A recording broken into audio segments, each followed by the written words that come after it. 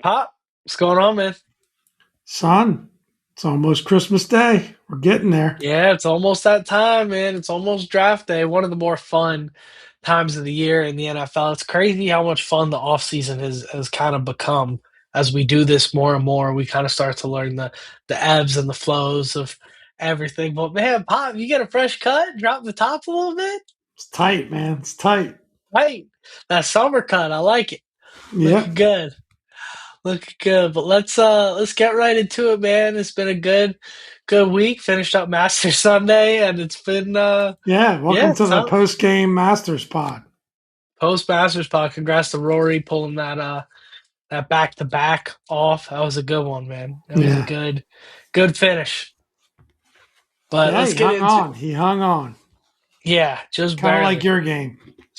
My game ain't hanging on right now. My game is I look like Sergio Garcia out there, man. You're breaking drivers. Oh man, I'm close to it. Close to a Uh, four right. Anyways, let's get into it. It's draft season. Obviously, you've got the NFL draft is gonna be April 23rd. So lots of good stuff. And today I figure there's a lot in the air right now, a lot of different places we could go with the pick. So I thought it would be great. I thought it would be a great time to that's just classic right there. I love it. Pop is the Pop versus silent mode during the podcast is the undefeated battle. It's that's always that fair. That's rigors fair. I'm good at turning it off during classic. church, but I got to remember to turn it off during podcasts. Come on, man, priority. Anyways, it's all good. Get into it here. We got our top picks. So we're gonna go over all the guys that we think could be there. There's a lot of different chatter, a lot of different shuffling around, and then we'll go into the pros and cons for each one of our potential picks at number 7. So you want to just jump right into it, Pop? What do you think? Let's do it. Let's do it. I mean, we'll have our, mock draft next week. So you guys got something to look forward to there as the annual Dom and Pop mock draft. We'll Yep. knock that out next week.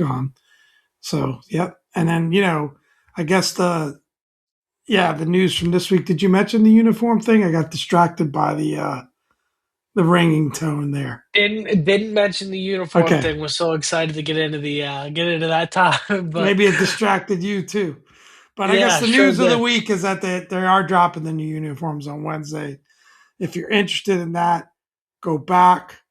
We a couple of pods previous, we did our uniform predictions. We broke down all the possibilities there. I don't know how excited we really are about it. We're kind of not uniform guys on this podcast, so we'll be cool with whatever they come out with, I think. Pick number 7, guys, for sure. Instead, so let's get Exactly. right to it, man. Exactly. Let's get right to it. So pros and cons for each of these picks. Do you want to just go in order that you sent off This is here, your Pop? I think it's segment. a good. Yeah, I copied and I think pasted this from what you is. sent me, so I think this is more or less. This is kind of loosely inspired by one of Kime's most recent podcasts. He kind of broke down all the guys, and I think it's good for us to do as well here and just kind of go through because at number 7, things are so dynamic, right? And they're so dependent on what's going to happen elsewhere in the definitely. draft that it is really hard to predict. And especially in this draft where there's not a lot of top end talent at those traditional high end picks that are going to go in the top 10. This is not a quarterback driven draft. And there is a lot of top end talent at non traditional positional value picks at middle linebacker, at safety, at running back. So we're going to get into it. We're going to break down the pros and cons for each of these guys that we think are the most likely. I think we have what, one, two, three, four, five, six guys here. So let's get into it, man. I think the first one, this is the guy that I've pegged as our number 7 overall draft pick, and that's Mr. Sonny Styles. So some of the pros, and I guess I'll give my pros and cons, and I can kick it over to you, Pop. Or how do you want to do it? You want to go pro, Yeah, yeah. con, con? Okay. So the pros of Sonny Styles: he's an athletic freak. He's a high end producer at Ohio State. He's an elite player. He's a guy that can do a lot of different things, and I think fits into that overall Brian Flores philosophy of being able to do a million different things on the back end. And frankly, for me, I mean, this is a guy that is very exciting because of that athletic ability. It gives you such versatility. And you can look at what what Dan Quinn did with a guy like Michael Parsons when he came out of college, right? And obviously this he's less a rusher, but you've heard the coaches at Ohio State talk about, hey, he would have been our premier rusher if we didn't have Arvell Reese. Right. He's got that skill set.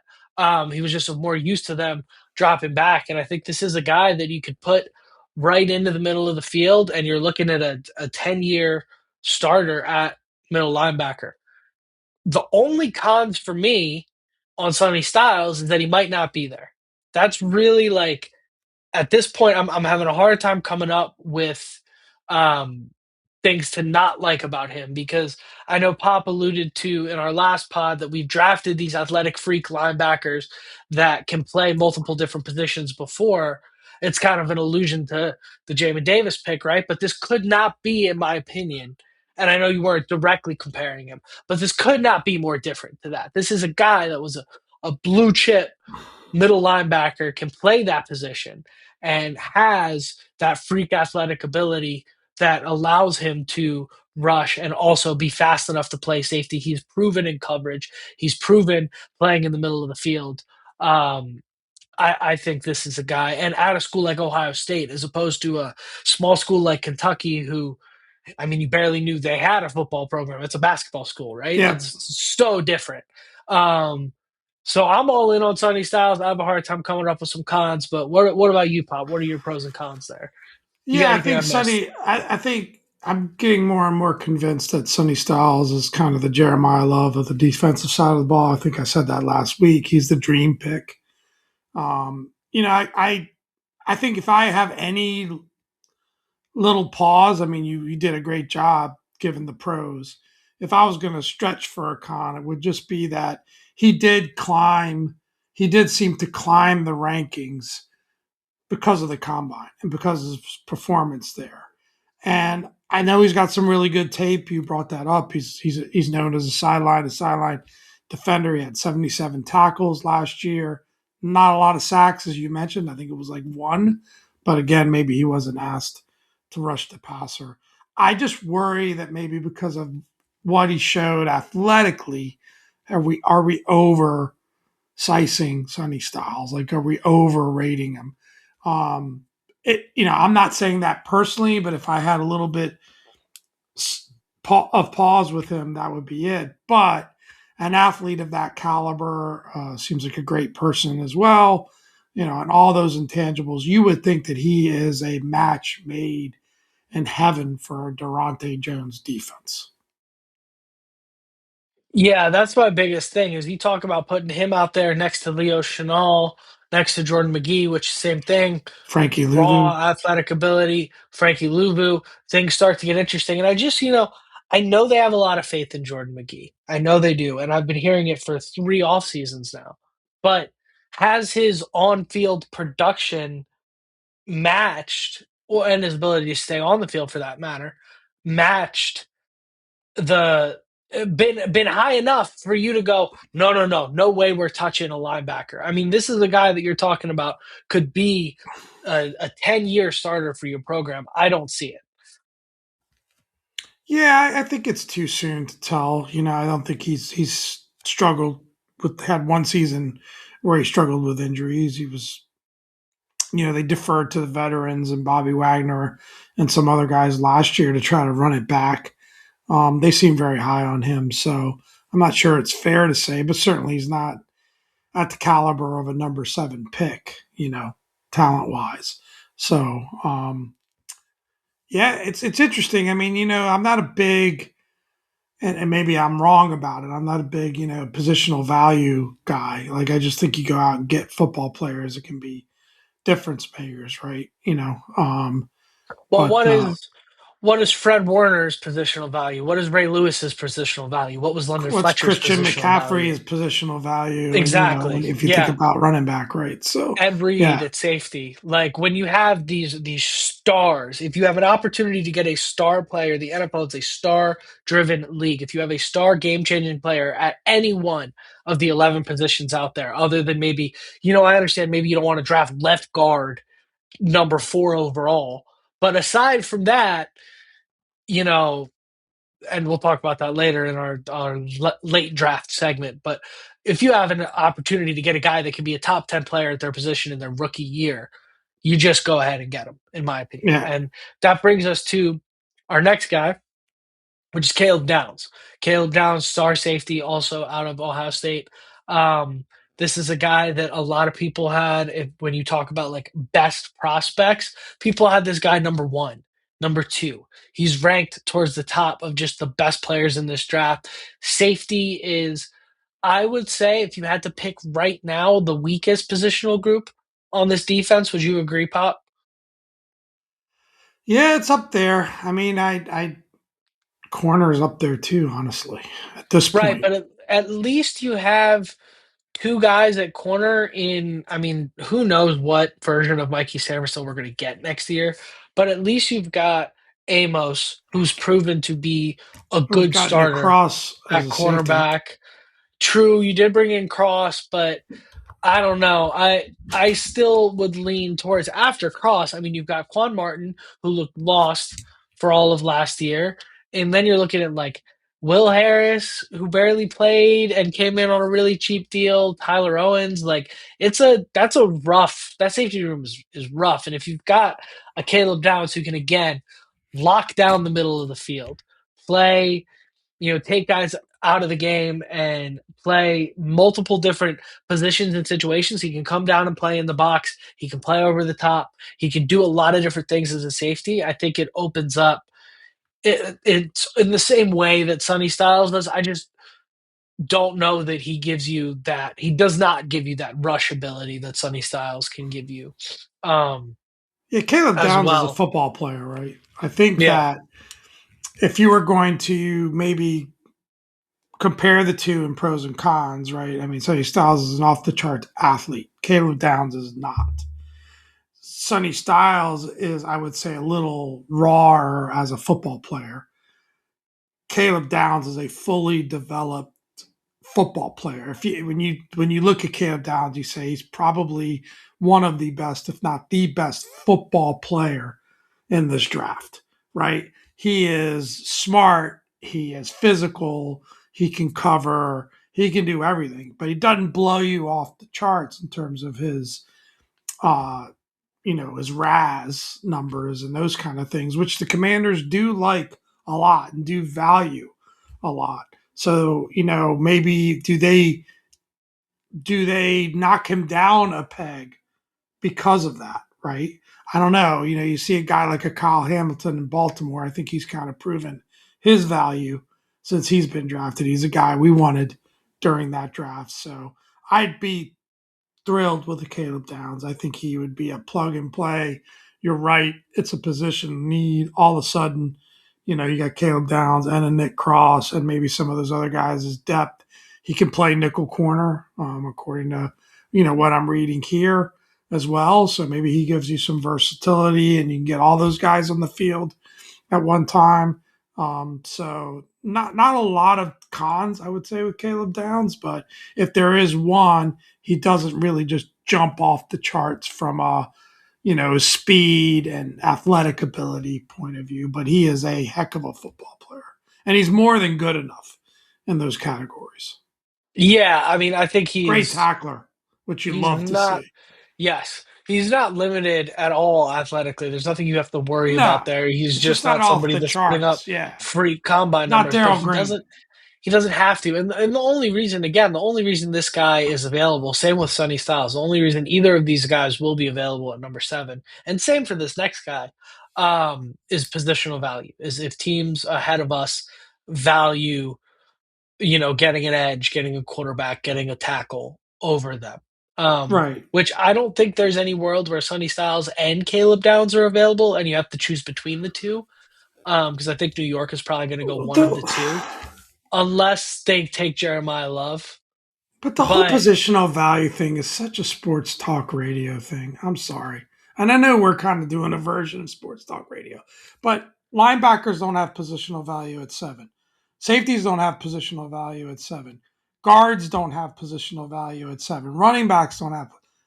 I mean, who's got positional value at seven? well, let me Quarterbacks, wide receivers. Let me Like break I it down get for it, you. but if the best football player on the board is a safety, if the best football player on the board is a running back, I feel like that's a way. I think that's a buzzword, overrated thing now in The football idea today. The idea is that what these guys get paid on the free agency market, if you I can get understand that. somebody, it saves you money against the cap. So if you get Jamar Chase at number five, who's going to make $40 million a year at his production level, and you only have to pay him 15 to $20 million a year, that's very different as opposed to paying Jeremiah Love 10 to $15 million a year when on the open market, Bijan Robinson even is only going to get 15 to 20. There's a bigger gap. So I understand it.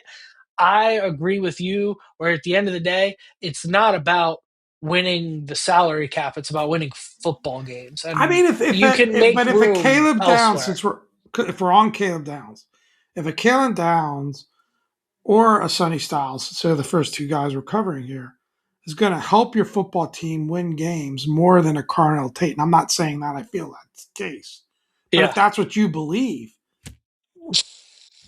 you're gonna pick a Carnell Tate over these guys because of positional value. Like I don't know. If it's close, it could be a tiebreaker. Like I understand it from a tiebreaker point of view. If you really like both guys, and sometimes position of need can come in as a tiebreaker type situation. But anyway, Yeah. sorry, that's an aside. I'm off topic a And little this bit. is, hey, well, this is why the draft is so fun, right? Because you might Yeah, have 16, 17 GMs in the NFL who agree with you, Pop. And then you might have the other 15, 16 say, no, positional value is everything. And that's why it's so hard to predict where these guys are going to go and what the pros and cons are. But yeah, I think the only cons to either Sonny Styles or Caleb Downs would be positional yeah. value, frankly. I don't think there's any other con to adding either of those guys to your football team. I think they're both going to be stars. And I think And Caleb Downs a guy that could be a green dot candidate. I don't know if you want to put that on him rookie year, but he's yeah, got that. You know, they're looking for who's the green dot going to go to. He's a guy that could take that on. yeah, I think Styles could too. And that's a Dan Quinn thing. He's had safeties have green dots before. Yep. Um, so getting into it for the next guy, Jeremiah Love. Again, off the charts, freak athlete, star running back. I think he immediately enters the conversation for a Bijan Robinson, Christian McCaffrey, like he enters that lane of player, can get it done out of the backfield as a passer, as a pass catcher. He is also something I've recently learned, highly touted as a pass protector, which that is huge because we've seen a couple running backs. One guy where the number eight get ran out of town over his pass protection in the last couple of years. We've seen another guy not be able to get on the field because he can't get it done in pass protection, even though he's a dynamic running back. So it is very important to be able to do all that. And Jeremiah Love checks every box. His pros is simply that he's a fantastic football player. Cons, and this is where for me, Pop's going to hate this, but for me, this is a position There are no where, cons. there you go, next segment. This is this is the Let one me position. interject. Running back is the one position where I will entertain a little more of the positional value conversation because of the reps and the wear and tear factor and the longevity factor. That is the thing. If you're looking at a Sonny Styles, if you're looking at a Caleb Downs, if you're looking at a Carnell Tate, these are guys that you hope to be a part of your program for 10 years, right? If you're picking at number seven, you're hoping to get somebody that's a part of your program for 10 years. These are players that you want to sign extensions. Running backs, aside from your Derrick Henrys and your Adrian Petersons, longevity can become a concern with running backs, and especially these guys that end up being high touch, do it all guys. So, once you get to the end of 5 years, are you in a situation where you've got to sign somebody to this giant contract that might only be worth it for a year or two of that? I would say great problem to have and risk worth taking for a talent like Jeremiah Love. However, segment is pros and cons. So those are the cons there. Yeah, I think the positional value stuff is the cons. But the guy is just a superstar, and he's a playmaker with his versatility in the run and the pass game. And I don't know, I would take 6 to 8 superstar years from a Jeremiah Love versus 10 to 12 from a linebacker or a safety that's going to just be, a really nice player for you, but are they going to be the game changer type player that a Jeremiah Love can give you? And I just think, how do you not salivate over that combination of Jeremiah Love and Jaden Daniels as a backfield partnership? And how many rings could they bring you in those 6 to 8 years? Yeah. I mean, I run to the podium and pick this kid if he's there. Now, I don't think know that he's going to be there. I hope that there's enough of this positional value discussion that he does drop to us. It's going to hurt really bad if he does drop to us and we don't pick him. We'll get to what we'll do next week. Um, I don't know, I don't know whether there's a scenario where two of the three are actually available out of these first three that we're talking about, and you got a big decision to make there. But yeah, I love everything about Jeremiah. Love, pun intended. I would just think a superstar like that, a game changing player like that, I just don't know how you pass on him. We'll see. We'll see how it pans out. Now, the more traditional choice at number seven out of all these positions we've discussed would be one of these next three guys. Carnell Tate is the next guy that we're going to discuss here. And I think the pros for Carnell Tate, he's just, you know who his comp is, frankly, is Terry McLaurin. Solid hands, fundamentally really sound all around, and current Terry McLaurin, not the Terry that entered the league. Um, Solid Terry's hands. much more of a downfield threat. Terry doesn't have. Terry has the 40-yard dash speed, but the tape will tell you that Tate can get behind whoever he needs to get behind as well. He just didn't run the 40 as fast, Right. which is irrelevant to me because neither did Puka Nakua. And does Puka Nakua have enough downfield speed? Absolutely. Yep. So these things happen every Neither year, did right? Jerry Rice. Yeah, exactly. Now, I don't think this guy's Jerry Rice. I don't think this guy's even Puka Nakua, but he might be George Pickens. And if he's George Pickens, that can add as much, if not more, to the offense as a dynamic running back, in my opinion. And I think the pros of Carnell Tate are just as, if not more,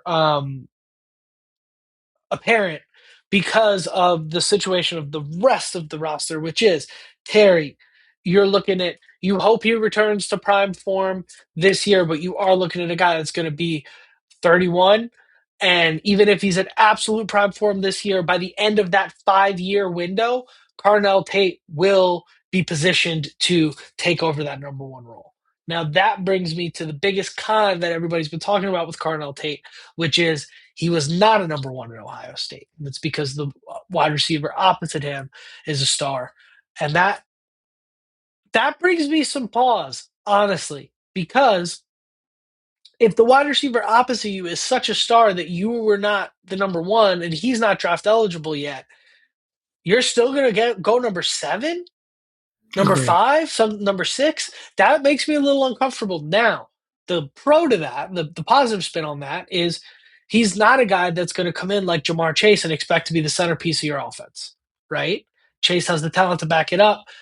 Tate, maybe not at that level, but he's a guy that can come in. He'll be okay with 5, 6 catches a game, playing 1B to Terry McLaurin until that balance shifts. The question really, if you think Carnell Tate can be the successor and can be a star number one wide receiver and he's there at number seven, you run and you pick him. But for a wide receiver two, number seven's a little rich for me. What do you got, Pop? Totally agree. I mean, that's my issue, right? And I think any of the receivers that are in the discussion, like a Makai Lemon or a Carnell Tate or Jordan Tyson, there's some Yeah. people that obviously it's that time of year where people want to make an argument. Some people have Makai Lemon rated first. Some people think Jordan Tyson's the better prospect. But my issue is, are they really worthy of the number 7 pick? Nice players, probably will be great pros for you. It'd be great to get someone opposite Terry, but I just don't think you can reach. I think of the guys we've mentioned, I would pick any one of those other three ahead of Carnell Tate, and that's probably a controversial thing to say because I know there's some people that really love Carnell Tate. But I think your summary of him being the number 2 receiver on his college team, although Ohio State's Ohio State, still the number 2. Now, of course, Terry was number 2 or 3 when he was at Ohio State, and you see what kind of pro he developed into. I guess my point is they have to really love this player. And if they do, I'm going to trust them. But they have to really, really love this player. I might have, I contradicted myself a bit here. I think if the Commanders picked Carnell Tate, I'd be pretty happy. But because I'd be convinced that they really, really like this player and to get another receiver across from Terry and somebody that, but he'd have to be your number 1 receiver succession plan, right? I'm with you on that. Well, I mean, I just did a quick Google here, and because I remember how good Ohio State wide receivers generally are, just to go through this list of guys. I mean, Emeka Egbuka, Marvin Harrison Jr., Jackson Smith and Jigba, Garrett Wilson, Chris Olave. The only guy out of that list, well, there's two, but the only guy out of that list who's underperformed or disappointed where he was picked is Marvin Harrison Jr., who doesn't have a quarterback, and he was the highest heralded out of all of them coming out of college. So, to a degree, you don't know. Chris Olave is that second one that's kind of let you down a little bit, but he's concussion I issues. You think can't Carnell project Tate's that. going to be a really, really good player. The I mean, if question you is, added any of I those think his guys, you'd be floor, thrilled. I think his floor is very high. The question is, how high is his ceiling? That would be Yeah. my sense on him, right? And that's what you're gambling on a little bit there. Same question for me with Mansour Delane. He's the next guy we're going to talk about here at number 7. This is the pros, or this is the most straight ahead, like you put the nail against the wall, you take the hammer, and it goes into the wall after one hit. Clear cut pick.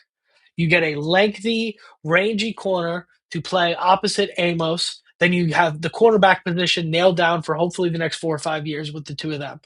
And you have two good young corners on the outside. You want to talk about the way Ohio State is wide receiver university. LSU only churns out great defensive backs.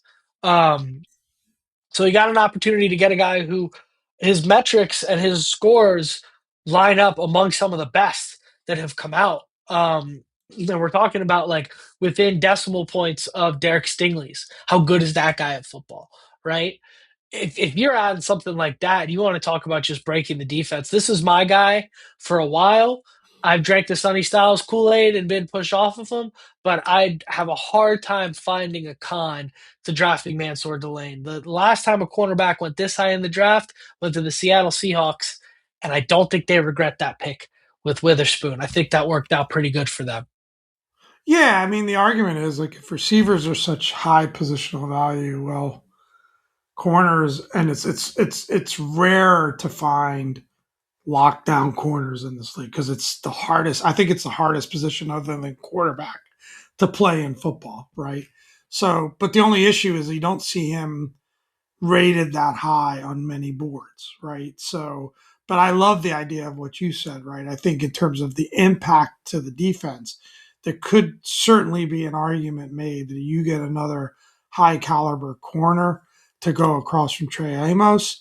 That could have the biggest impact to this defense and positive impact to this defense. So, um, it doesn't seem like there's a consensus that feels like it might be a bit of a reach at number 7, but maybe that's just the way things are kind of shaping up in these mock drafts. And again, as long as they love the player, I'd have no issue with the Mansour Delane. Well, Pat Surtain got drafted number 9 overall. You think they made a good pick there at number Yeah, 9? You I think that think was too high? again, Like, I think when you talk about positional value, he would make more sense in many ways than some of these other picks, just because of the fact that he's got to, go against, the primary weapons on the other team, right? So, I Yeah. mean, like I said, I think he could have the single biggest impact to the defense at number 7, right? Because of what you can do, right? You're not getting one of the superstar edge players. Yeah, and if you look, I mean, like Styles, running back rooms in or linebacker rooms in decent shape. Downs, you did add Nick Cross. Quan Martin can maybe bounce back. Jeremiah Love, running back rooms in okay shape. Running backs out of super high position. Tate, we've got kind of a similar layout to how we did in 2024, wide receiver wise. Delane makes the biggest jump, like you said, Pop, in terms of the talent that's currently on the roster to what he is and could be capable of. And again, this guy is probably like my second or third choice out of these guys personally. We'll see if they go that way. And the only con or question about him was his speed, and he ran a 4.3 at his pro day. He ran like a 4.38. Right. So that's out the window. Yeah. And even if you want to say, oh, I had a friend who was texting me like, well, it was his pro day, so call it more like a 4.42 or something like that because they always are a little faster. Even if you're at a 4.56, that's fast enough. Like that'll be okay. Um, so with his ability. So the last guy on the list here, Ruben Bain, he's probably the most likely out of all the defensive ends to be available. This is a guy I was saying I would hope we would get, but not be available. And at this point, I've kind of talked myself out of. Um, I don't know. I'm not thrilled on the Ruben Bain thing at number 7. I just think I would rather have one of these other guys that we named, especially with what we've been able to do on the defensive line, what we've been able to add. But the pros to it is Chaseon's on a 1 year deal. Um, Armstrong's deal is going to be up, and he's coming off a pretty nasty injury. See if he's going to be able. Payne's deal is going to be up after this year. There's still a lot of turnover on that defensive line, and can Ruben Bain, opposite Owe, kind of anchor you down on that defensive end for years to come? This is the positional value argument right here. Yeah, I think that's it. I mean, I said this before. Like, what would concern me is he's third edge off the board, and I think that at number 7, what you'd like to do is you'd like to pick the best player at his position. Yeah, Ultimately, that would be like if you pick a Sonny Styles, you've picked the best player at his position in the draft. If you picked a Caleb Downs, you've picked the best player at his position. Of course, if you pick a Jeremiah Love or a Carnell Tate, you've done that. This is going to be a third edge off the board. And that's what I don't love about it. But again, if you really love the player and you believe on your board that he's not the third edge off the board, he's the first or second, and these other teams got it wrong, but that's just dicey to me. It's just dicey. So, that's all I'd say there.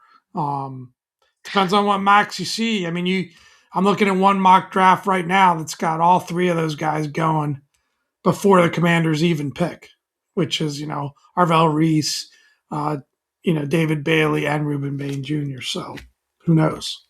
yeah, I think that's the most likely scenario. I Yeah. think the most likely you don't see any of them. So we'll see. I've seen him as high as number 4. I've seen him as low as like number 12. So it's going to be interesting. This is going to be a fun draft. But I say, Pop, I say we wrap this thing up. What do you say? I think it was great. It's a great breakdown. Love it. Um, really good stuff. I can't wait for next week's pod to do that draft. Yeah, it'll be Always here before exciting. we know it. Sounds good. Yeah, All right. can't wait. Let's wrap this thing up without further ado. I've been Dom. This is Pop. Thanks for another great week, everybody, and hail to the Commanders. Hail.